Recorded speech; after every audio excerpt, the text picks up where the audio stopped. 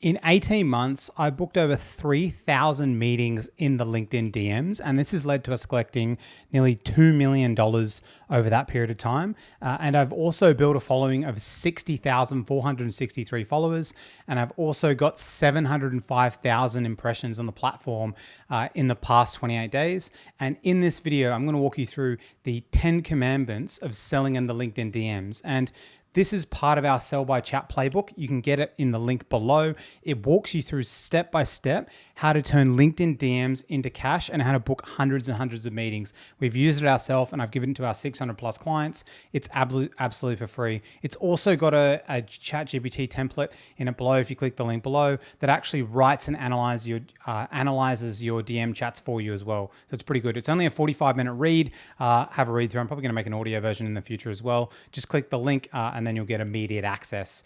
So let's just quickly walk through it. The 10 commandments of selling in the DMs. Rule number 1 is you need to be human, not robotic. Let me show you what that means. And I might actually just pull up the book because it's actually in the book. So here's the 10 rules.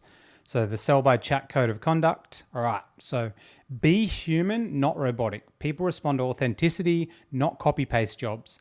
Write like you're talking to a friend, use short sentences, line breaks, and conversational tone. Match their space, add personal touches, and avoid sounding scripted. Keep it real, it builds trust. What this means is when you're talking, like with marketing, the golden rule for copywriting, and I've read all the old school copywriting books, Gary Halbert, all that kind of stuff, all right? The rule of marketing is you want your ad to not look like an ad.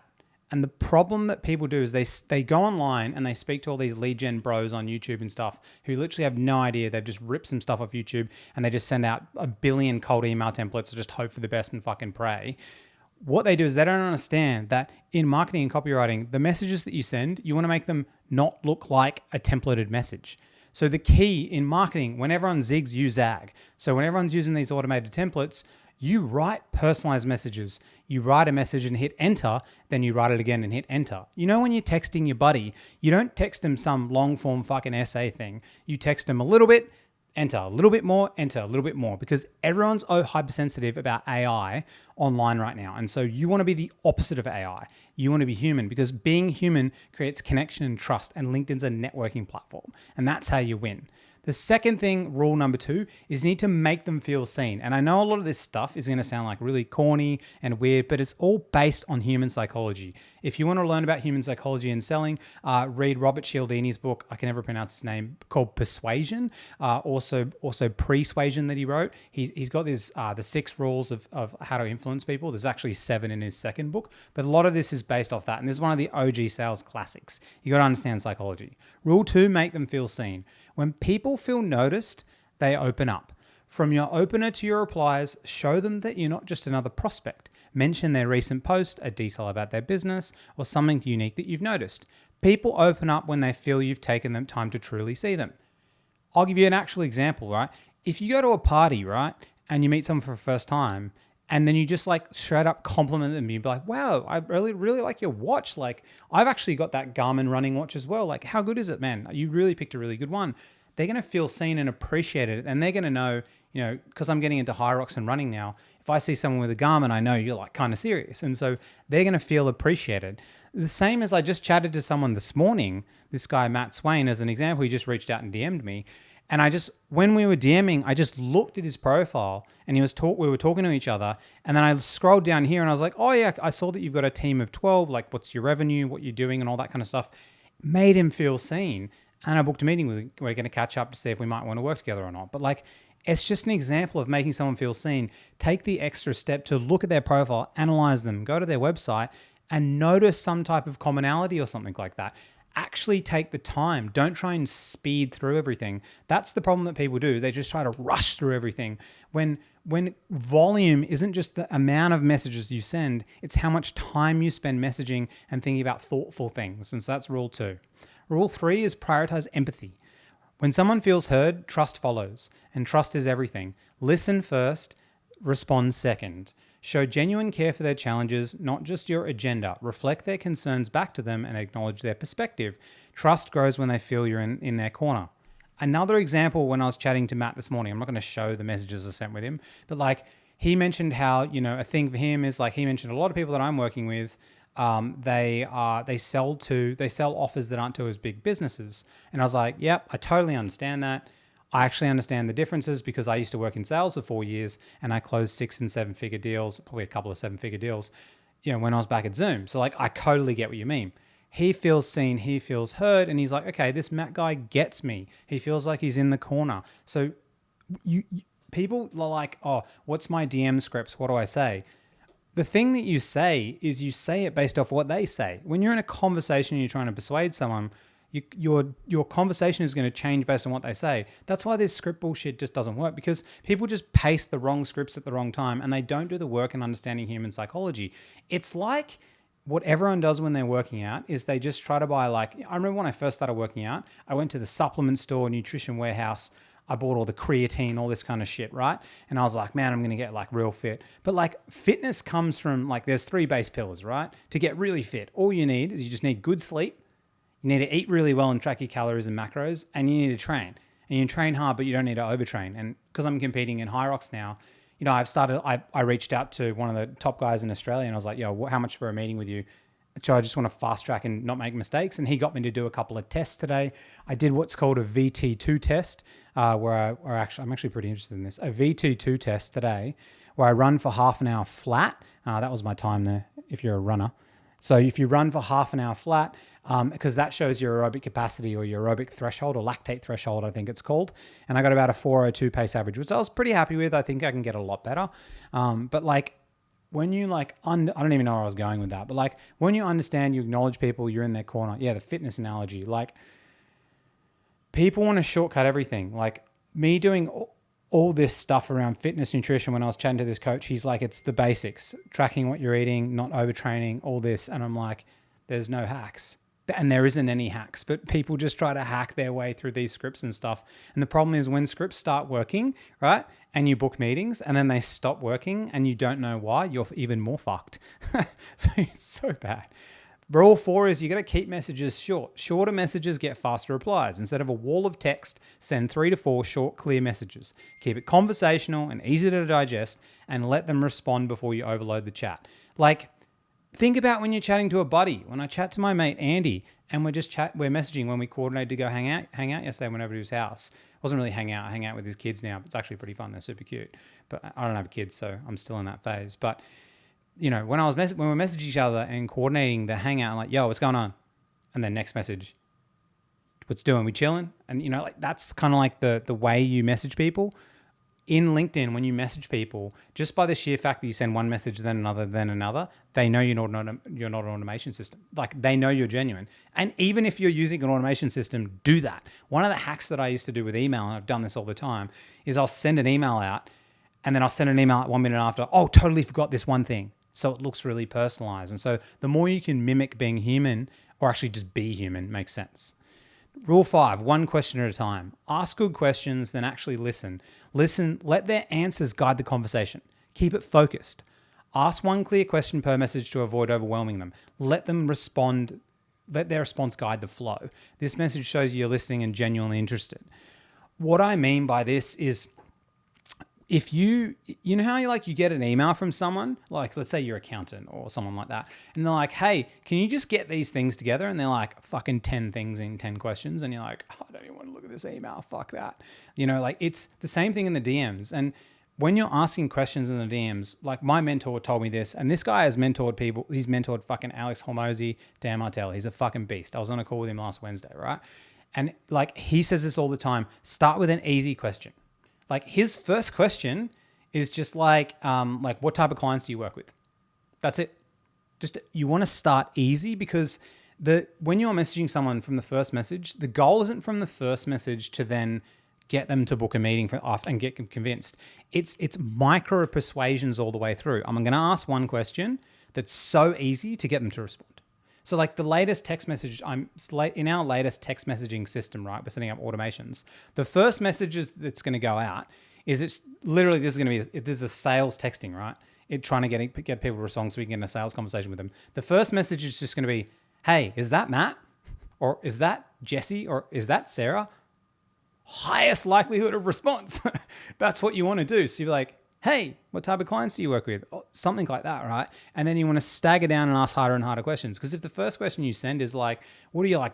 How much revenue are you making now? And like, where do you want to be? They're like, fuck off. I don't even know you. Why am I going to tell you that? So you got to start with easy questions and then work down, but do one question at a time, because your whole goal when you message them, each message, the number one goal is to get them to respond. That's all it is. It's not to sell the meeting. It's to sell a response. So that's why you want to use things like sharing value with them, which we'll come up to next, in the actual chat itself.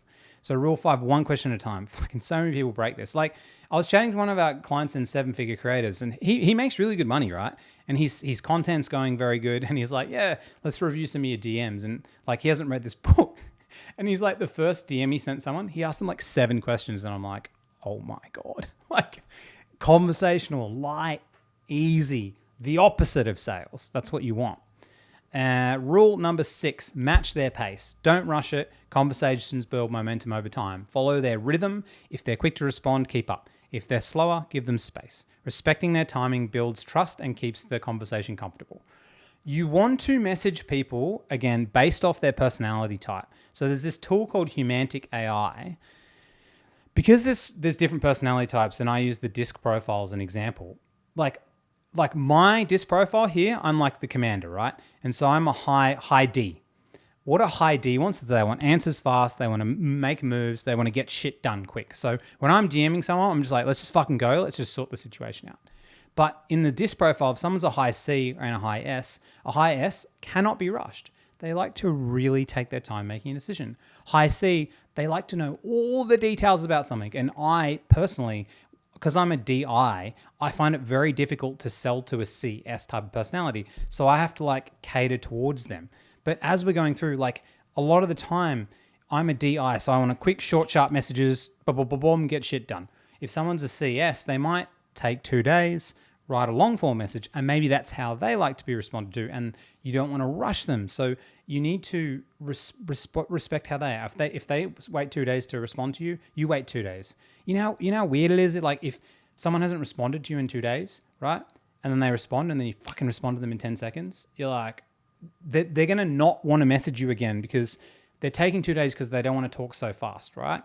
But if you get back to them so quickly, then they're going to think, oh my God, every fucking time I text them, they're going to get back to me. And so you want to match the pace. If they go quickly, you go quickly. Just like if they're an inbound lead, they're red hot, they're ready to buy, or if they viewed your profile, after they've seen your content, which is about something that you do, they're actually interested. And so they want to have a conversation then.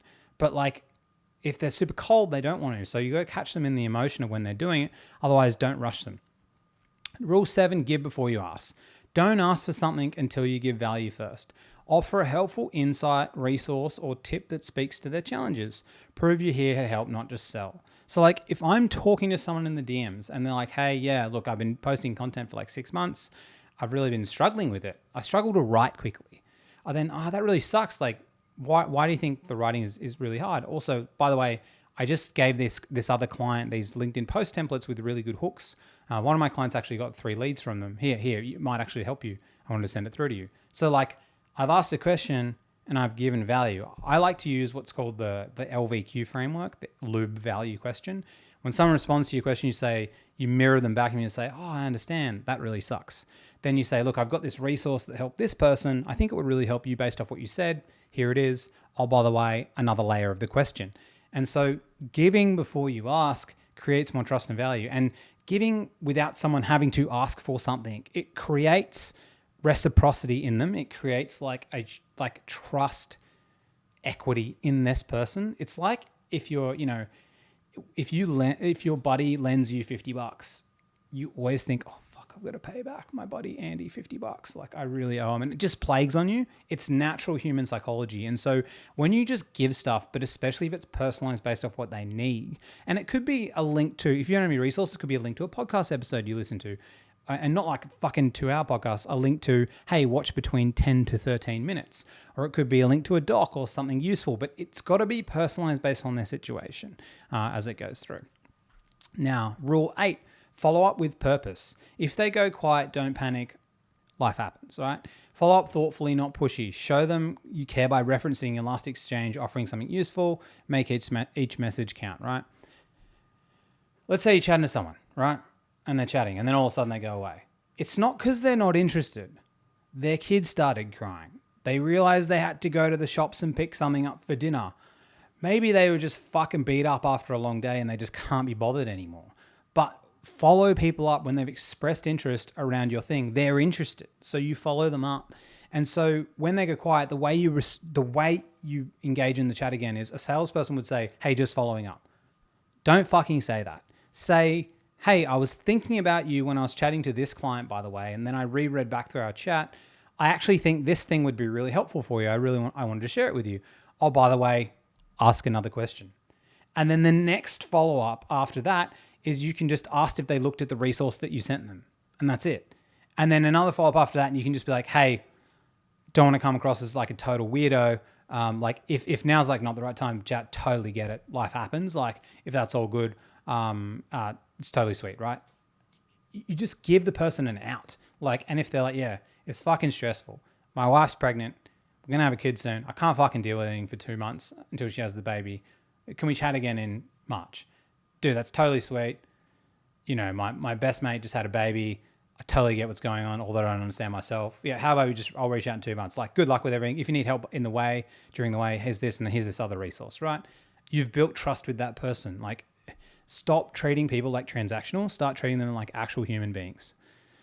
Rule number 9. Personalize every message. Make every message feel like it was written just for them. Reference their post to shared connection or something they've said before. Get their problems, not just trying to sell them something. Like fucking hell, the amount of people that are using these dumbass templates all the time is just like ridiculous. Really show that you care and write something unique and individual to them. Because 99% of people are writing garbage and just shit, if you just do that, you're immediately above everyone else. Like immediately. It's the sheer fact that like, I feel like nowadays, like when people get caught on some issue or problem and they can't solve it, they just fucking immediately freak out and they don't try and solve it. Man, we have Google, YouTube, this fucking like, if you don't know what to say to someone, like we've got prompts in this chat, in the Sell by Chat playbook, right? Just like reread back through the message. Think about what could I say? What would be valuable to that person? When you send someone just following up, like imagine if you got that message just following up, you'd look at it and be like, yeah, I fucking know. Like I've got to get back to you, but I got other shit on. Like, and you want to make sure you personalize every message, make people feel special.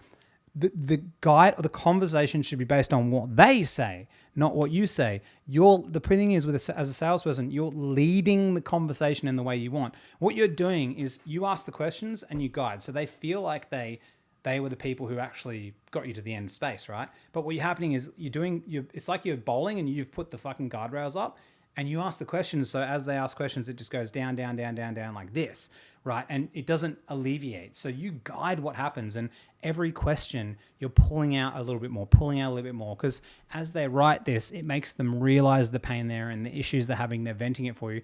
And because they've written it down, it becomes real. It's not just in their head. It's why journaling and stuff is so powerful, because you write shit down and you're like, it's real. I wrote this.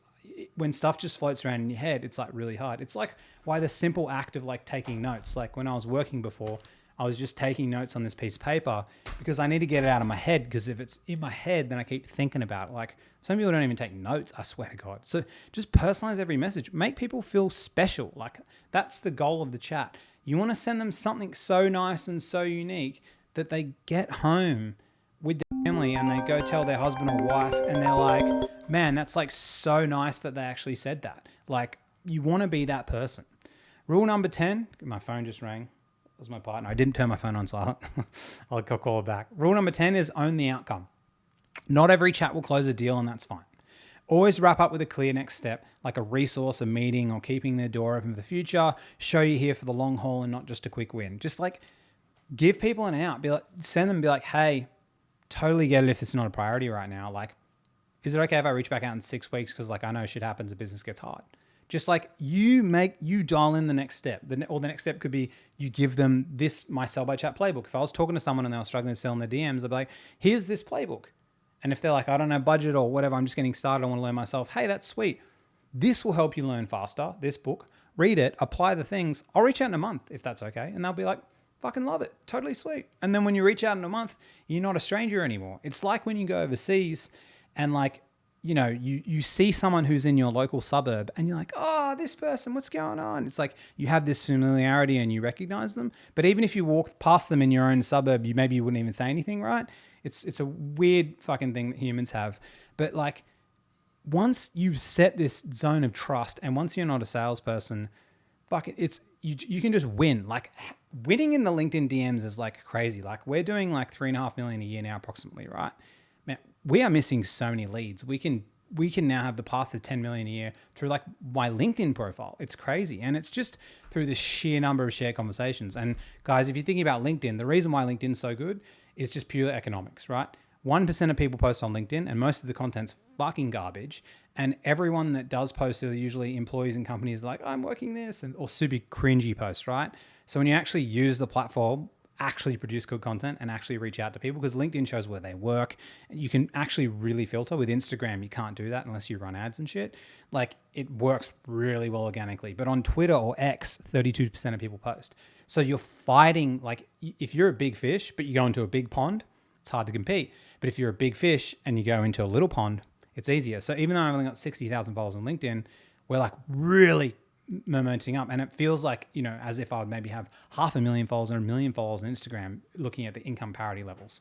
Anyways, guys, I hope you enjoyed this video. These are the 10 rules for selling in the LinkedIn DMs. You can get a free copy of my book literally below, the Sell by Chat playbook. Just literally click on it. There's prompts and stuff in here as well. It'll go to this link. Like we had a course upsell here thing. Literally no one's fucking bought it. If you try to give something away for free and ask people to pay, it's not going to work. But if you want a course, it's $97. If honestly, just get the book though. Like everything's in there. The course is like really good. It's like 5 hours of me deep diving this shit. I think, no, actually 4 hours of me deep diving. But yeah, just get the book. Go through it. Like we've got another book called the Lead Magnet Playbook. Actually, that's fucking beast. Get this book as well down below. This is really, really good. Anyways, hope you enjoy it. Like, subscribe. I love making these videos. Peace out. Catch ya.